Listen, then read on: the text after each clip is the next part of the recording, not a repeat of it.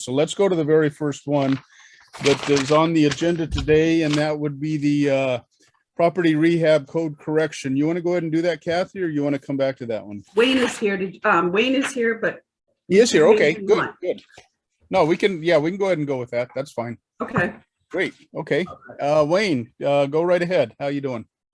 Good evening, Les, and everyone else. So I'm here, as you know, to speak about the rehab program, which is an ongoing program through the Community Development Office. Essentially, we are handling 0% interest loans to residential properties throughout the community that are in need of housing correction. Could be a variety of different issues. We are targeting low mod individuals that generally we're the last stop. Most of our clients are not eligible for traditional bank loans.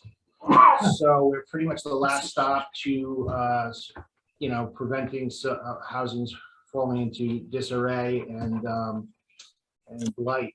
The program is available to investors and single family properties. Pretty much, we also offer deferred loans to elderly individuals that come along and say, we do a lot of heating systems in the winter for people that have heating systems that fail, roofing, basically any code required issues that come up within a housing situation. The program works in conjunction with our lead hazard control program, and we also match funds for that program, which basically, for those that aren't familiar, we bring certain amount of rehab dollars to the lead program, and allows us to obviously meet that mandate to get a lead grant, which we are right in the middle of our most recent lead grant. Kathy was 2.9, I believe, million for our most recent lead grant. We're targeting in combined housing over a 3.5 year period, 110 units, of which probably 75% of those units will get combined rehab of some form. Any questions I can answer? Mark, do you have any questions? No, this is something that directly affects people who many of them are in their most vulnerable parts of their lives. It was in our numbering system, I already had it numbered. So Okay. I do have one question, because this is associated and it's somewhat of a match with the lead grant money. How's that matching up? Is it pretty good? Do we have, I know we just got another match or another lead grant. You're still doing the matching type money? Yes, we are. Yes, we are, Les. We are still matching to the lead program. They require a certain amount of match when we apply. So yes. Okay. Okay. Well, I don't have any other questions. And if Mark doesn't, if you have nothing else, Wayne, we appreciate the information. Oh, I do have one question. Is this grant money to the recipient? No, it is a 0% interest loan.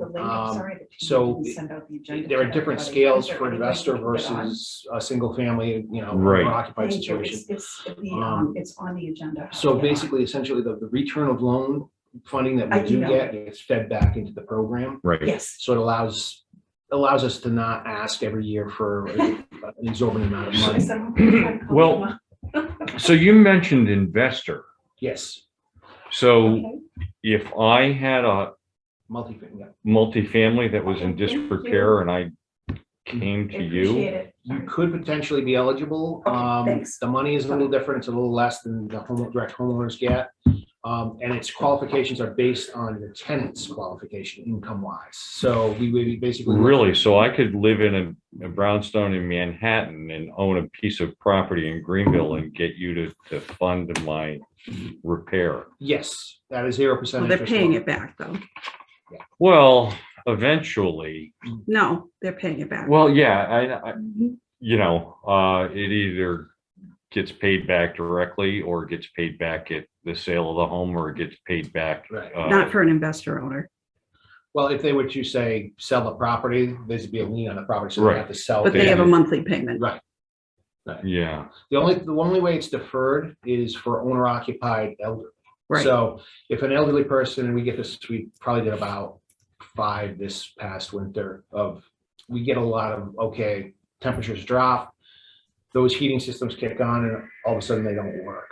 So we do tend to see more of that in emergency situations where, for an elderly person on a fixed income, we see it could be a roof, it could be a heating system. We see it could be a a number. number of things, but big ticket items, most individuals Don't have the aren't here. resources. Right, so we can go out and with the elderly, because we don't want to strap them with a payback immediately, we do a 30-year deferred loan, or at sale or transfer.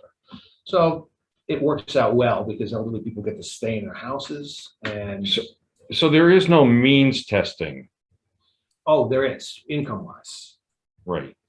But being a federally funded program, it's based on tenant income.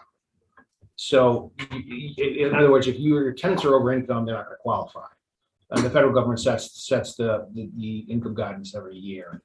And being a HUD program, we have to maintain strict guidance within that income guidance. So even though you have a landlord that may, like you said, live in a townhouse in Manhattan, In rent to all Section 8. and rent, right. It's the benefit that HUD views it as. The benefit is to low mod. So it's the people actually living in the house that are getting that direct benefit. So yeah, can be a touchy subject based on, does the person really need, but the way HUD looks at it, it's the occupants that need. So is the investor getting a 0% loan also? They are getting a 0% interest loan. Yes. And that's probably the enticement, is that you have some landlords that may be somewhat, Or wouldn't do the Reluctant repairs. yeah, to repair? quite frankly, wouldn't do the repairs, or if just building has a blighted property, and they can say, listen, there's a program here, you can get funds, you have to pay it back at 0% interest. It's an incentive to get people to do the right thing when.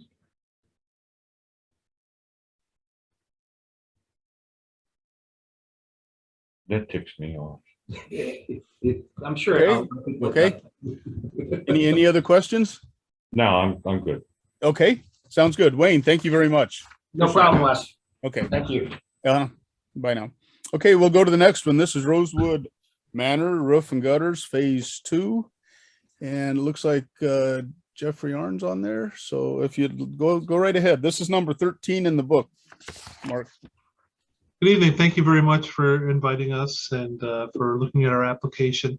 I'm Jeff Arn, the Executive Director of the Norwich Housing Authority. And I'm here with John Mainville, who is our Modernization Coordinator, who handles all these projects and does a great job spending the money for you. Excuse me, I just want to let you know that Gemma has joined the meeting. Great. So I'm going to turn it over to John to explain what we're looking to do this year with the money that hopefully you'll be able to give us. And here's John Mainville. Hello, all. How you doing, Hey, Bob? Johnny. Good, and Les, nice to talk with you again. First of all, I want to thank Community Development staff and the advisory committee for all the previous funding we received. It's a big deal for us, and it helps tremendously. Last year's funding for phase 1 of the roof project at Rosewood Manor, which houses our low income and our elderly and disabled, for the roofing and gutter project. We're in a process, which is about 75% complete now, of roofing half the buildings over there, which we have a total of 15 buildings. We should be done with this project within a couple of weeks, I think. And we call this project phase 1 of our roofing project. This year, we're applying for another 150 to finish this project, the other half of the project. So we can get this done, and we're calling this phase 2. Again, it's roof and gutters, covering fascias, soffits, and rakes. And Like I said, it's going pretty good this year. We're 75% complete with the project this year. And again, this funding is greatly appreciated to help keep these low income and affordable housing units in good repair. So again, thank you for considering our application. Jeff, do you have anything you want to add? No, I just want to thank you all again, and we'd be happy to answer any questions you might have. Okay, thank you. Any questions from the committee members? John, it's Mark Marcy here. How you doing? Yes. So we in the CDBG have a budget constraint this year in the sense that the requests are significantly more than what we anticipate on funding. Right. If we didn't fund you to the full $150,000, how would that impact you? Other than knowing that, would that stop the job? It depending on how much you did fund it, no, probably wouldn't stop the job, but we'd have to go into probably a third year of funding. Is obviously more costly to do that, especially with the inflation that's going on now, prices going up, but that's probably the way it would affect us. So, we'd have to go to a third bid process. So, and that all costs money to go out to bid, get the plans and specs, and then you don't know who you're going to get for a contract. You don't always get the same contractor that's going to bid it. So that basically is what would affect it. Thank you, John. You're welcome. Okay, any other questions? Hearing none, I think we're all set. Thank you guys very much. Appreciate it. Thank you, guys. Thank you all. Have a great evening. Yes, you too. Thank you. Okay, we'll head right on to the next one. It would be HVAC for Futures Incorporated. We And have that is, Damien online for that. okay, Yep, I'm here. Can you guys hear me? yep. Good can evening, hear you. everybody. Good evening. This is going to, be another attempt of ours to get this project funded. Essentially, Futures, we develop programs for the state to service individuals with intellectual and physical disabilities. Our request is regarding an upgrade of our HVAC system, essentially. We've had a similar project funded through CDBG in Middletown, although it wasn't the HVAC system, it was a combination heating system with boiler. So we're really familiar with the project and the program.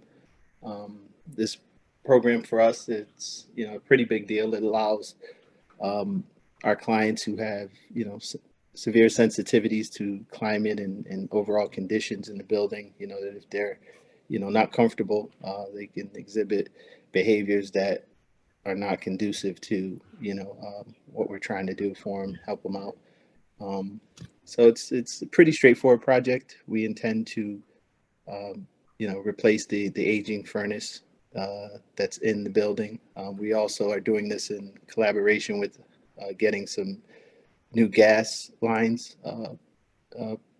dug into the building to kind of allow us to move forward with a more efficient system as well. So while this project is not a glamorous project by any means, it does have a huge impact for us and our clients, and helping preserve their safety and comfort when they're in program. We do most of our business, over 50% of our businesses with DDS and DSS. So I'm not sure if you guys have any questions, but essentially that's what we do. We have programs in Hartford, West Hartford, Berlin, Connecticut, Norwich, obviously, and Middletown primarily. We also run a number of social enterprises. We have a retail store, a commercial kitchen, where we kind of we've also gotten funding through this program to develop micro enterprises, but that's under a different funding structure, I presume, for CDBG. But essentially, that's who we are, what we do, and your support would be much needed. Okay, and questions from the committee?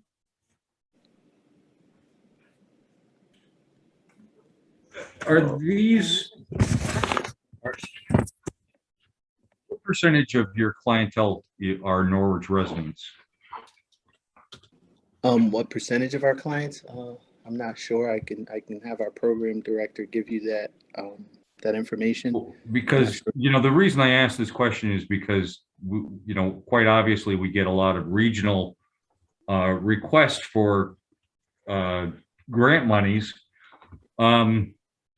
But yet by mandate, we're only supposed to represent Norwich residents. Mm-hmm. I definitely understand and appreciate that. I just, I don't want to misstate, an important fact like that. Yeah. So I definitely can, make sure I get you that number. And the second question I have is, you bought this building in 2019. Yep. 3 years ago. That's correct. And your HVAC system needs to be upgraded. That's correct. Okay, that was probably more of an observation than a question. Oh, yes. It's the system was fairly aged. Obviously, when we purchased the system, we've managed to invest quite a bit of money and resources into having it repaired a number of times. It's leaking. There's a number of different mechanical issues that have gone wrong with it, and we continue to invest money in repairs when the recommendation from the techs that are coming out is that the system really needs to be replaced.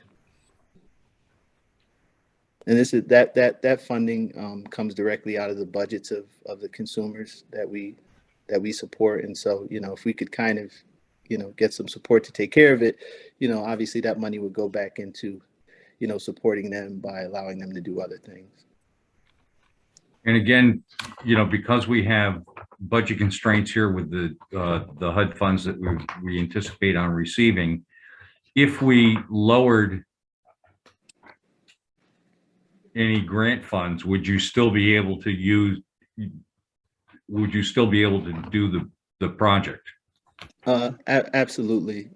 While this is a much better path for us in terms of being able to preserve resources, if you guys either reduced it or didn't give it to us at all, I think the time is now for us to kind of take care of this one way or the other, and we would either find additional financing methods or get some other money through the annual budget to kind of fill the gap. Okay, that's all I had. Thank you very much, Damien. Thank you. Okay, any other questions from the committee members? I have a couple. What's that? I'm sorry, Les, this is Gemma. I Yeah, just go have ahead. a quick question, and thank you very much. Enjoy your presentation, Damien. But the square footage of the building in question right there that you plan on replacing the HVAC system, exactly how much of that is administrative and how much of that is for the people that are participating in your program? None of it. Well, there are offices. There's 2 offices within the building that for the case manager and the director. The overwhelming majority, if I had to put it in percentage, I would say well over 90% of the building is used for program. Thank you very much. Okay. And I have just a couple of questions. One of them is sort of a follow-on to what Gemma has asked. As far as programming, exactly what kind of programming do you have in that particular building? We have a number of services that we provide. Everything from independent living skills, where they teach the clients how to be more independent at home, in their group home, wherever their living situation happens to occur. We also recently, in the past, before COVID and during COVID, retrofitted the barn or carriage house. And by the way, you guys are, we more than welcome you guys to come out and take a look at the program. We really appreciate it if you had the time. But we retrofitted the carriage house to kind of accommodate the social distancing during, the height of COVID, to, be able to open up the doors, have the clients go in, do, crafting, and a number of them, are developing social enterprises. So what that means is essentially they would come up with an idea, and we actually have grant funds to support that service. They would come up with micro businesses to support themselves. So we have one individual, she actually has developed a recycling business for herself. So what she would do is, and this is just an example, this doesn't actually take place in Norwich, but the young lady is, to give you an example of the micro enterprise, she's developed a recycling business where she would partner with local businesses, sit her recycling bins, strategically throughout the city. People would support her by using her bins, and she would go with one of our staff, collect those bins. Obviously she would have to learn how to, do some basic accounting and math to kind of account for her money and her funds, and, budgets and things like that are taught to these clients. There's also a number of clients who just, have behavioral, sensitivities and issues to where, they require their own space, when they can have these behaviors. So we utilize the certain areas of the building to kind of do that. So it's, and there's companion services where they just need somebody to, be with them. So it's a number of fairly different services that we provide, but all of them are either coordinated at the property or take place at the property. Okay. And how, you're normally open, what, Monday through Friday? Yep. About how many people would you say are in the building most on an average day? I'm actually based out of West Hartford, but usually if I were to guess, anywhere between 10, 15 people between staff and clients. And it's Okay. it's a community program. So, they would start their day there, plan their day there, fill out their, whatever paperwork they're doing. And if they have a micro enterprise, obviously, do some of that work in the carriage house or the retrofitted garage. But, a lot of the time they're in the community in Norwich, carrying on whatever Yeah. activity or services need to be done. Okay.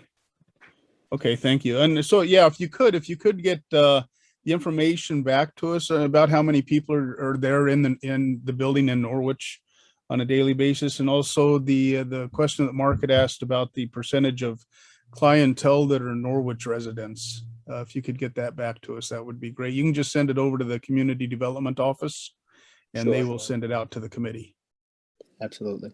No problem. Okay. Okay, great. Well, if that's all I have. Do any other committee members have anything else? Okay, we are all set. Thank you, Damien. Appreciate that. Thank you, guys. Appreciate it. Yep.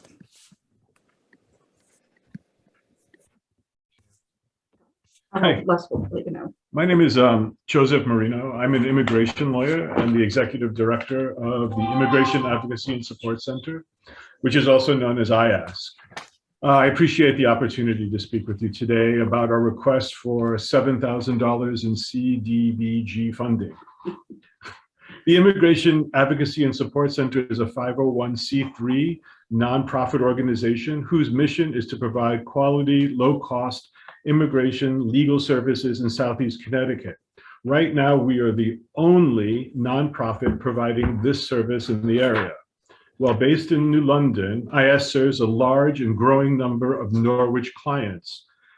In 2021, 28 out of 91 new cases were Norwich clients. 39 out of 81 continuing cases were Norwich clients. 43 out of 148 visits were Norwich residents. So how are we helping the Norwich community?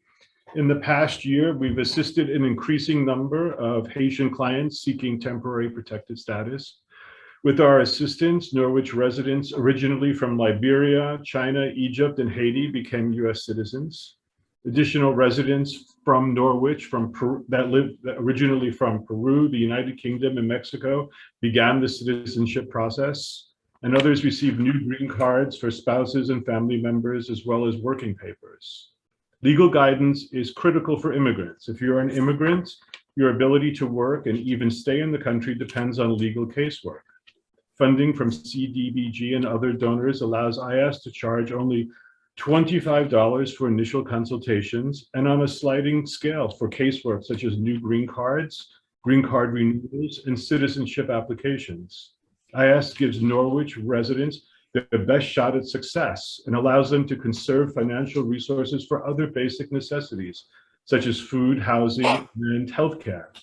At IS, we begin by presenting information regarding the immigration legal process at locations like Norwich Adult Education and Otis Library. Individuals seeking assistance can attend a free clinic where I meet with them for 30 minutes to answer their questions, or they can come into the office for a longer $25 appointment. If casework is needed, we use a sliding scale fee schedule that's affordable for our low and very low income clients. We expect the services to increase in the coming years. Individuals need to renew documentation, and as more applications are successfully processed, residents then begin new petitions to reunite with family. In our program year 48 request, we anticipate assisting over 800 Norwich residents by making 5 presentations to 50 residents, each benefiting 250 people, by helping 30 individuals through one-on-one free clinics, benefiting a total of 120 people, having 80 visits with individuals benefiting 320 people, and working on 30 new cases, providing benefits to 120 people. This work is absolutely transformational. We are not just feeding someone for a day, we are literally changing lives. When someone gains citizenship, they gain access to educational loans, Medicare, Medicaid, subsidized health insurance, loans, SNAP, and Husky. When they gain a green card, they can work, remain in the country, and ultimately become citizens. With TPS, they are protected from having to return to homes that are too dangerous to return home to. We ask your support for continued funding to assist these Norwich residents. Thank you. Okay, thank you. And questions from the committee? Hard hatches. Any questions? I have one. Excuse me, how do people get access to your program? Do you have an outreach, or how do they know about? Yeah, we have, our outreach is basically to go into the community. I mean, specifically for Norwich, we go to places like Norwich Adult Education and Otis Library, and they often are running citizenship clinics and other resources for the immigrant community, such as teaching English as a foreign language. So we can target people as they're just entering the country, learning English or learning different skills. And we can target them, and through these presentations, we acquaint ourselves with the community. It's an ever-changing community, as you might imagine, because as immigrants sort of settle their legal affairs and move on with their lives and get jobs and start working, they don't need our services any longer. So it's a continuously changing process where we're going into the community, trying to meet people and let them know that we're there.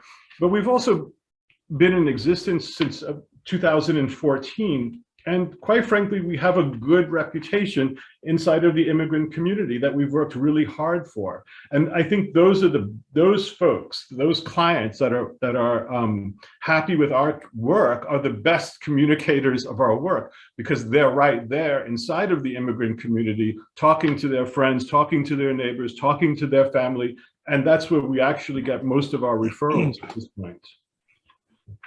Okay, thank you. I would also like just to point out that our funding from Norwich, we have a commitment to serving the immigrant community in Southeast Connecticut. And while we've done very well with funding from the New London side, we haven't done well from the Norwich side.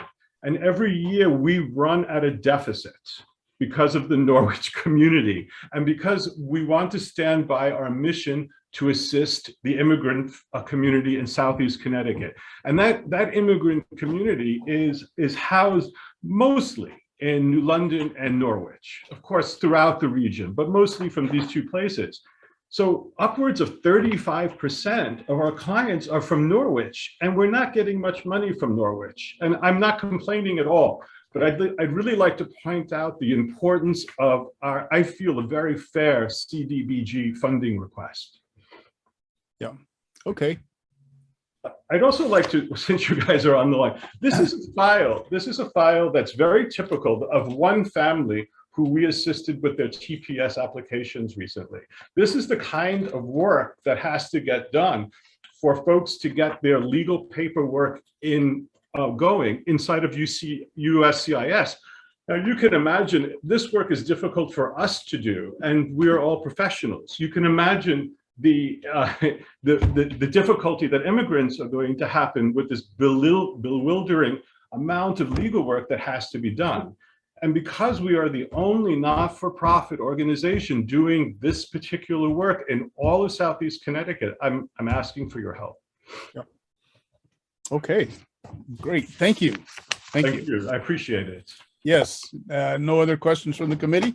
I do have one quick question. Again, this is Gemma. Just a question. You are a 401c3. You are in Norwich. Norwich was impacted by Hurricane Ida last September 2021. And I'm curious if your building and if you all incurred any damages.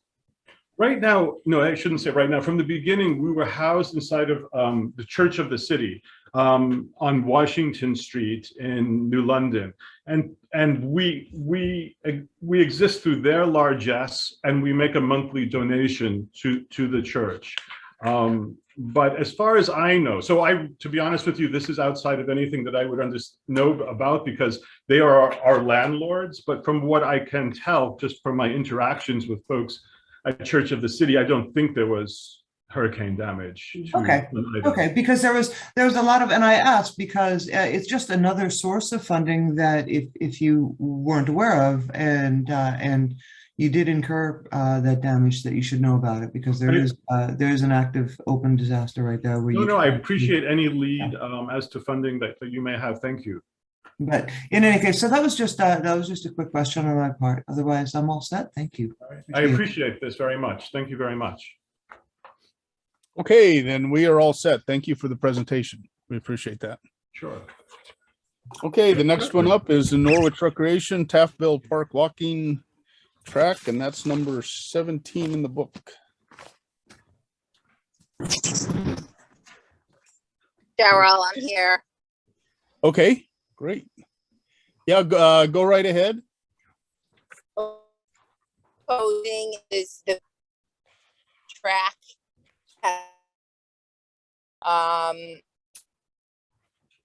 Track is gravel. How often walkers in that neighborhood? There's been requests. Yeah, we're having some trouble hearing you there, Cheryl. Yeah, you keep breaking up, Cheryl. To another look. I know from my laptop. More location here. Is that any? Go on my laptop, do yours, and then I'll. Yeah, I can't hear. Can you make out what she was saying, Kathy? No, it's broke. It's something on her end, because I can hear everything else clearly. Tara, and I'll go back to my computer. You're going to switch to your laptop. Well, so in the okay, Cheryl, you're going back to the office? Yeah, I'll run back to my office. Get it on my. Okay, then we'll go ahead with the other ones, and then we'll come back to yours. All right, I'll log back in. Okay. Bye. Well, how long? Okay, yeah. Well, let's go ahead and go to the Norwich Human Services. This would be number 10, rapid rehousing.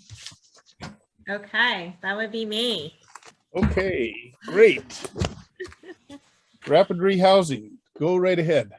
So this funding request is to have the pool of money that works on rapid exit and shelter diversion with the community care team here in Norwich, which is a collaborative of agencies that Human Services kind of is the lead facilitator with. So this helps us avoid having to open shelter as a city because it provides money to assist when needed for hotel or other alternatives to help keep people out of shelter, including rapidly exiting them into other housing alternatives. It is a continuation of last year. And I inherited this. This was Leanne's creation, and I just kind of went with it and didn't change anything. Yeah, yeah, I noticed. I mean, I updated some language, Yeah. but you know, in my defense, like I was 1 month in, and I'm like, okay, well. Okay. Okay, well, I guess we'll open it up to questions then for the committee. Any committee members have questions? It sounds like not. I do have one or two. It says that there's going to be, it's one of my concerns on programs is the amount of people that have to be screened to get to the folks that really need what you're providing. In this particular case, you start out at 250 and immediately knock out 50 because they're not even from Norwich. So is there a lot of staff time spent, or do they fill out an application and you can immediately say, well, they're not qualified, not qualified, not qualified, and then sort of focus in on the ones that need the end users? Or does it take a lot of time and effort for the staff and money for the staff to be able to focus down to the end users? So to be honest, where I'm gathering that number came from, because, you know, again, I was working off what I was left with, is the screening that actually happens through the CAN. So that's the Coordinated Access Network. So that's not necessarily Norwich Human Service staff screening people. It's assessments that are done in the eastern half of Connecticut through the 211 system in the CAN. So somebody else is kind of filtering who actually ends up into Norwich, although our staff also participates in the CAN. So we could be doing some of those assessments ourselves. Okay, well, that helps, because it seems like there's tremendous amount of screening going on with only a few end users for what you're providing. So yeah, and that again has to do with the whole statewide homeless response system, where people are filtered through 211 and then to different areas in the state. yeah, okay, so one step further, then as soon as they send them over to you, they refer them over to the Norwich Human Services. Are most of those folks eligible for the program? You feel? What's your gut feel on that? I don't. So from what I have observed, because again, to give me some space for being new, most of the ones that make it to us are eligible. Okay. But we're also connecting them, you know, we're using other pools of resources as well to help them. Yeah, that's what I was going to say, Tara. This is Kathy and Les. Just to let you know, I do know that when they come in, Norwich Human Services works with everybody and they try to use the best source of funds, but they have it come in from numerous sources. Yeah. Oh, yeah. I understand that. It's kind of a matching. It's TVCCA and Norwich Public Utilities and all the other groups. Yeah, absolutely. So, okay. That's the only question I had. Does any other committee member have a question on this one? No. Okay, then why don't we go on to Norwich Works, number 11 in the book. Hello, everyone. My name is Rainey Joseph. Just like Hi. Tara, I'm also the newest one here. Okay.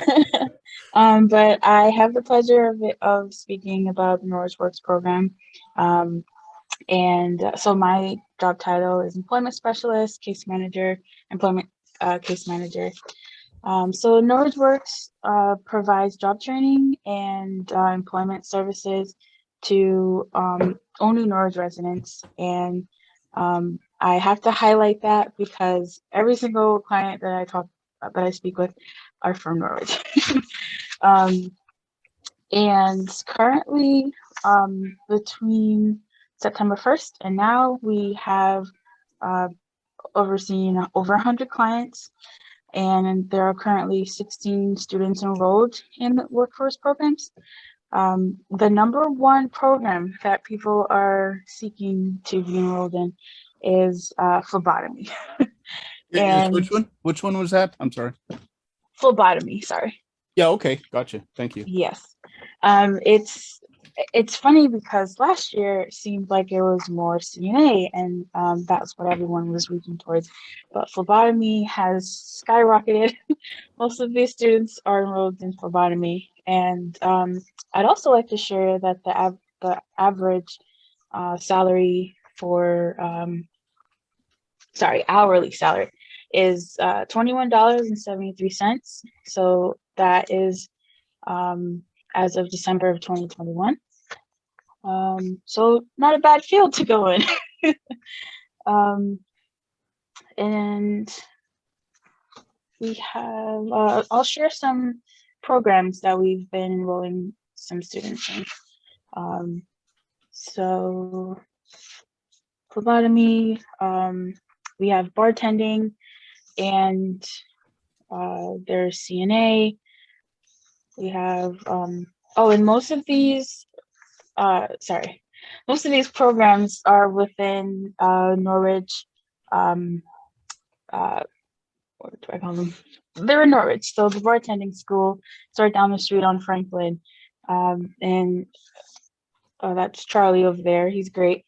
And then phlebotomy, CNA, there's EMT services. Those are offered at Three Rivers Community College, or also American Professional Educational Services in the American Ambulance building. And really there's a lot. There's nail tech, and so these clients can share their hope with us, and maybe they want to pursue something else that's not technically on our list, and we're able to do that as long as that program is licensed and legit, is what I would say.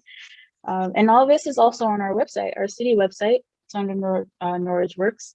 We're currently updating our programs we're offering because it was a little bit old, a little outdated. The criteria is on there, and I'll share that as well. The first is that they have to be a Norwich resident, and we prove that by them having a signed lease or a rent receipt or a NPU bill. They do have to be 18 years or older, and we have an intake form for them to fill out. It's a Norwich Work intake form. They would provide either a birth certificate, passport, or a valid permanent resident card. They would provide their driver's license or a valid state ID, high school diploma or GED, household income, so they can show up to 4 weeks of pay stubs, any income, social security benefits, child support, pension, unemployment, compensation. And some programs may ask for more. Through Rivers, there would be like a FERPA form that they would have to fill out, whereas American Professional Educational Service wouldn't ask for that, or bartending wouldn't ask for that. So each program is different, but those are the main criteria for that. Each client would fill out a case management agreement. So that's them agreeing to meet with me at least once a month. And I really do like that because it keeps me in the loop with them. I'm able to check on them in the program that they're in. I can see how they're doing. I can also contact the program to get their grades, and all that is in the case management agreement.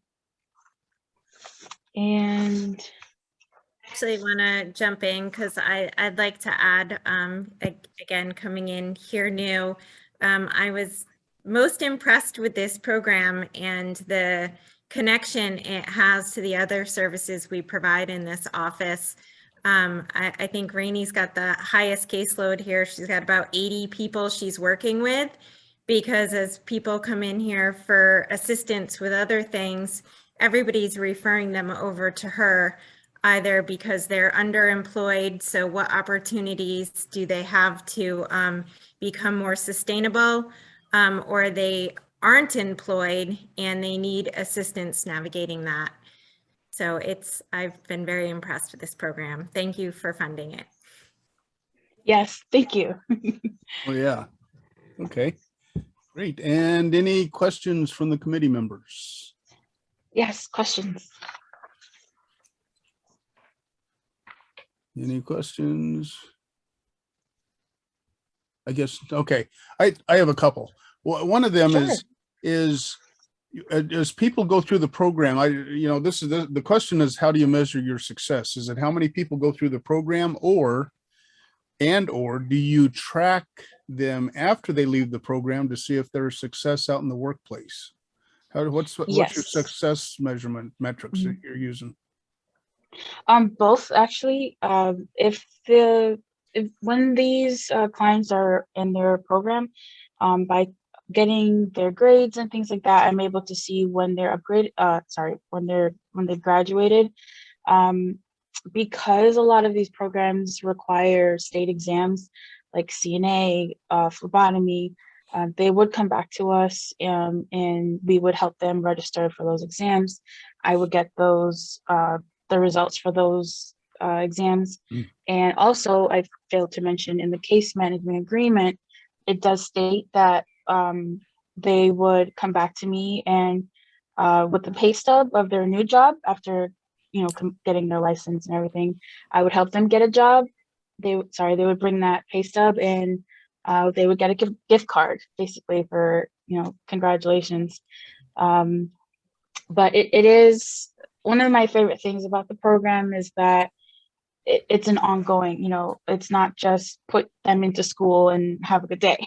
We're helping them get into the program, and then we help them get registered, get licensed, and then also receive employment as well. And all this is tracked on a spreadsheet that I have. And yes, so. Okay. Well, that's good. I'm glad to hear that you keep it going and sort of track them. And a lot of times when people get out in the workforce, there's other barriers and things that they bump into that they may need a little bit of help with. And so it's good to hear that you're very involved with them even after that. I've got one more question, and that is on the funding. You're asking for $60,000, and this was a pretty significant shift in the budget from last year. It's showing out of $60,000, only $9,000 go to the end user. Everything else is in salaries, whereas last year, a little over $20,000 went to the end user. As far as, the paying for the educational costs and all of that. So I'm just only 9,000 designated out of this budget for actually sending people to get educated. The rest is salaries. Is that an accurate statement that I'm making?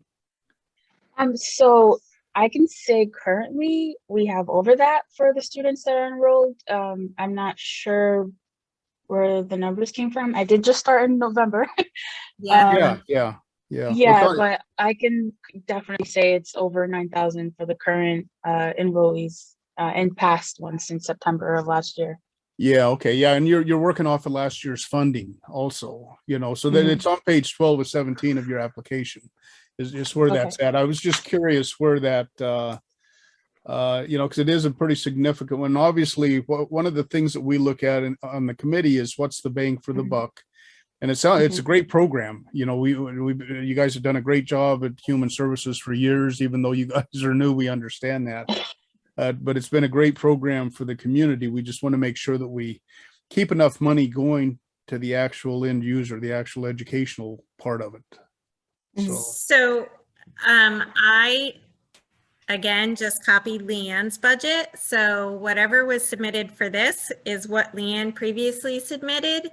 I will say that we have ARPA funds that are being used to leverage and pay for the client services.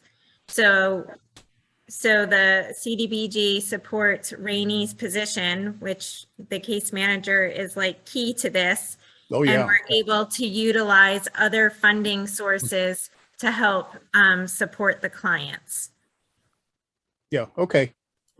Well, and that's with I think you said 16 are presently enrolled, and that's quite a few. That's good. That's great job on that. So, okay. Well, that's all the questions I have. Do any other committee members think of anything that they're curious about? Okay. Hearing none. No. Yeah. Go ahead. I was just going to say, Kathy, Cheryl said she's waiting to get in. She's back in Zoom and she's waiting to be let in. Okay. Thank you. Okay, then we're all set. Thank you, guys. Keep up the good work. Thank Yeah. you. Bye now. Thank you, Tara. Okay. We have her back in. Okay, there we go. Yeah, we can see you. Thank you for coming back into the office there.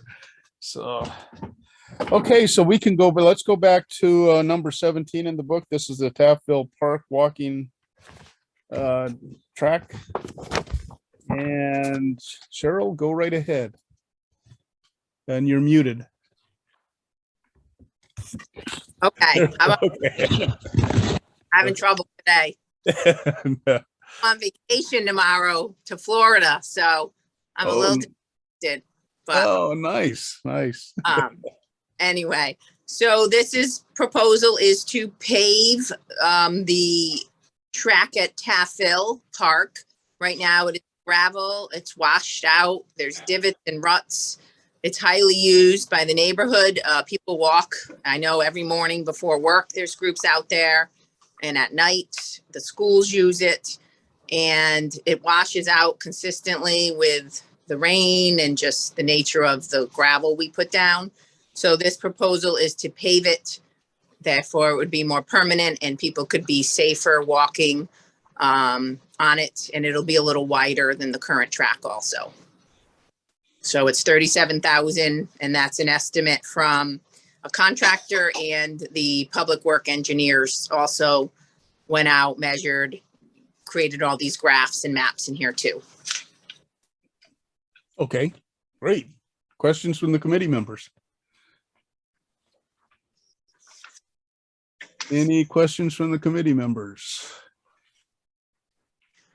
I guess not. Yeah, the only question that I had was where the numbers came from, and you answered that on the presentation. So Yep. I think we're all set with that one.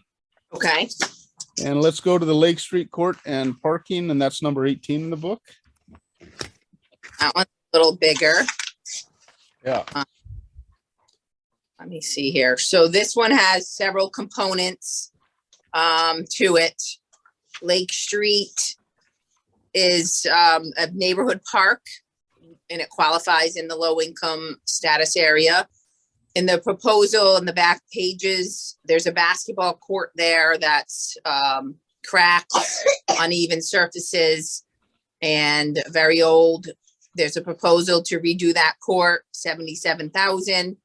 That quote came partially working with the engineers at Public Works, and we're currently with CDBG putting in the Jenkins basketball court, and that's right around the price our current one is costing us.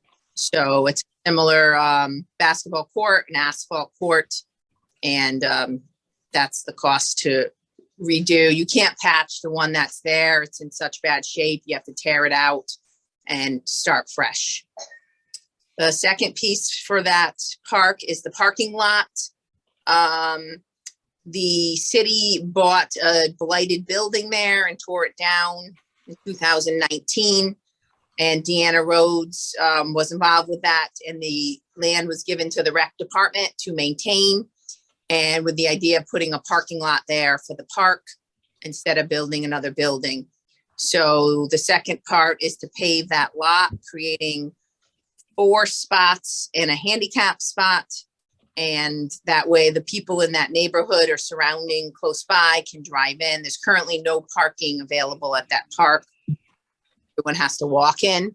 So this would give people access, and the playground's right there. So a lot of little ones come and their parents can drive in. Public Works gave me that quote to pave it, stripe it, and haul away any of the debris. That's $29,900. And that would be a nice feature to add to that neighborhood to make it more accessible. The tree removals also included. There's a lot of trees hanging over the park. I included some in the photos in the back, and they've destroyed the fence, and kind of a few are right in the parking area also. So that came to $24,000 to remove all the trees and create any of those safety hazards. Next is the fencing around the park. It's all 30+ years old and very damaged and has a lot of holes. So I work with Public Works for a 5-foot fence and all the square footage needed. That came to $68,000 for the fence. Next, for the other field improvements and amenities I've listed, we wanted to make the playing surface more playable by bringing in some Kentucky bluegrass and more sports turf grasses to help grow that area. A lot of kids play soccer there, and adults. Add some soccer goals. The new swing area, we wanted to put these black safety mats under the swing set. So that's in the proposal. The kids kick the wood chips out, and then garbage can and a park sign. And that section came to $8,200. And then the last piece of that is converting the lights there to LEDs for energy efficiency. And that I worked with NPU and Public Works to get a quote for $12,000. And we'd save the poles. We just change out the light bulbs to LEDs. So that's the full proposal. I didn't know if you wanted me to slow down and have questions as we go, but let me know what you have for questions about the whole proposal. No, okay. Any committee members have any questions?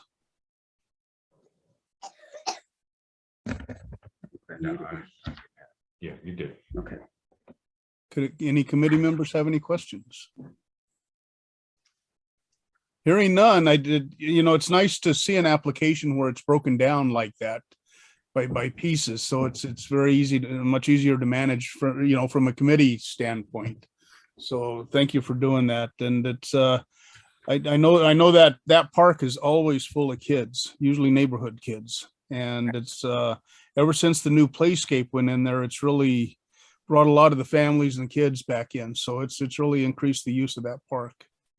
Correct. And I did put them in order of importance or priority, so that if there's, limited funding, you guys see what's priority. The basketball court is, in our point of view, priority right now, and the parking lot. Yeah, absolutely. Okay. Well, if no committee member has any other questions, I guess we're all set. So thank you very much, Cheryl. Appreciate that. Have a good time on vacation. Thanks. Okay. And I guess the next one is Community Development Administration. Kathy? Is Kathy still with us?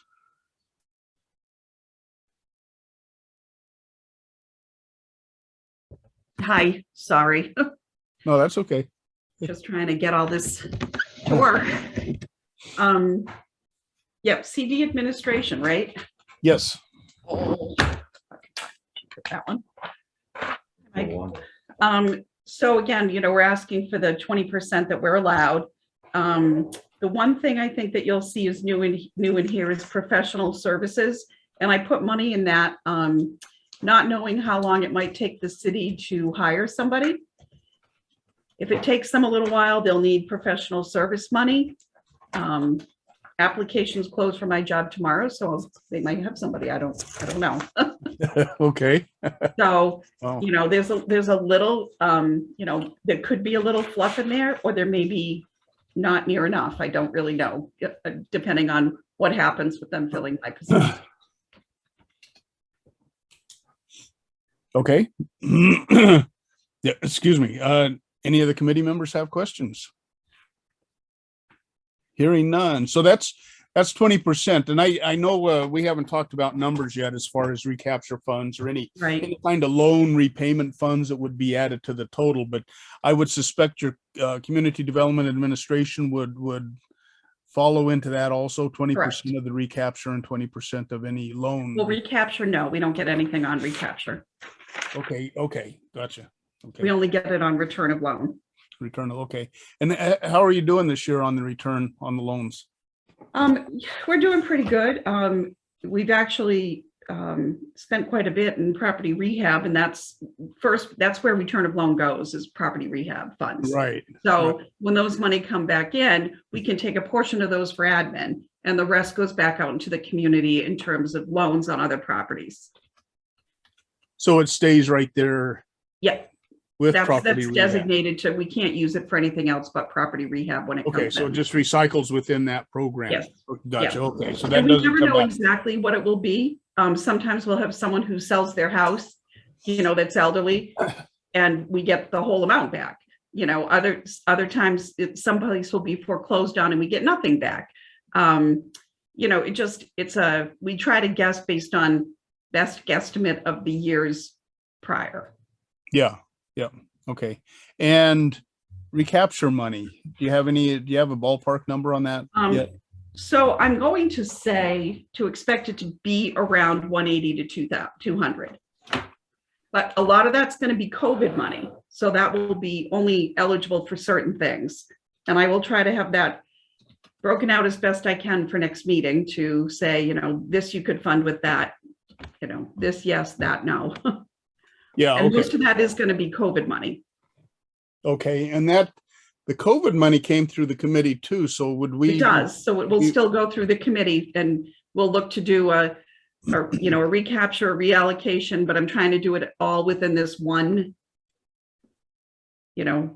meeting progress. So we'll do it. And I think, we have applications, and honestly, it'll probably, take some off of you, because it would be most likely going to Parks and Rec, because that's where, that's what would be eligible. Yeah. Okay. So, it will free up a little bit of the money, but it won't, necessarily give you everything you need to take care of everybody's requests. Yeah. Okay. Okay. Well, that sounds good. I think we're all set then. We've had communications, I just want to let everybody know, we had the email from your fellow member, Mark Marcy, that was forwarded on to Public Works, and John Paul did respond, and that was sent out to the committee, I believe. For the sidewalks? Yes. Yes. Yeah, we got that. Thank you. So I just want to make sure that was received and that was forwarded. So that would be the communications. Yeah, thank you very much. And Mark, thank you very much for communicating with JP again. It was a very well thought out email. Yeah. So just, I just wanted to let you know that was all that came in.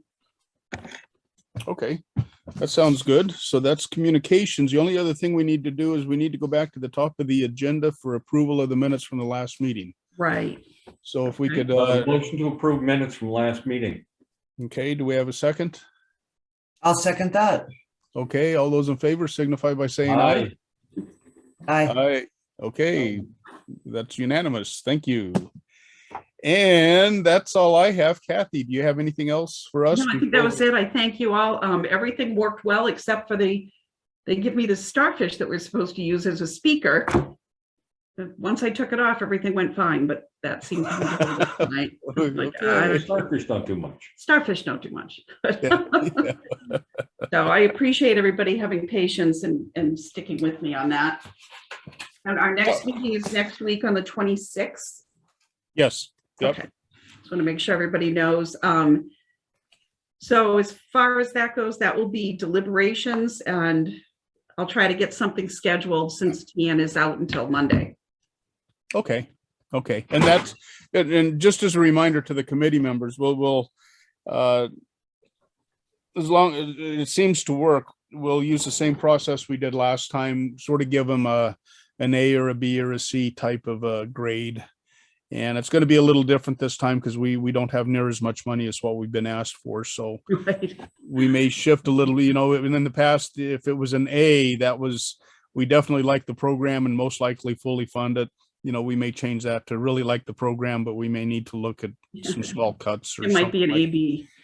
yeah, yeah. So, but I still think that just in by concept, that's sort of a good way to do it. You know, Yeah. what's really important, what's impacting to the community, before we really look too much at the money side of it, to see where the impact, to make sure that we're meeting all the guidelines for community development, and then we can once we decide where the programs fall in relation to that, then we can sort of move the money around to where we think it needs to go. So if we can, I'd ask that you put a little thought into that ahead of time, and that should be it shouldn't be a very long meeting because there's not that many applications this year. So Just a lot of money. Will there be an agenda with a new Zoom link sent out, Kathy? Yes, I will do that. Excellent, thank you. Yeah, Yeah. you'll be getting it from me, just so you know, because Tian's in Mexico. Mexico, wow. Yeah. Well, her friend's getting married, so she's there Oh, okay, nice. doing the obligation. Oh, okay. Yep, that's what she's there for. Good. Okay, well, if nobody has anything else, we'll entertain a motion to adjourn. Motion to adjourn. Do you have a second? I'll second that. Okay, all those in favor, say aye. Aye. Aye. Okay, thank you, guys. Appreciate Thank you, that. everybody. I appreciate it. Thank you so much. Absolutely. See you next week. Just getting back.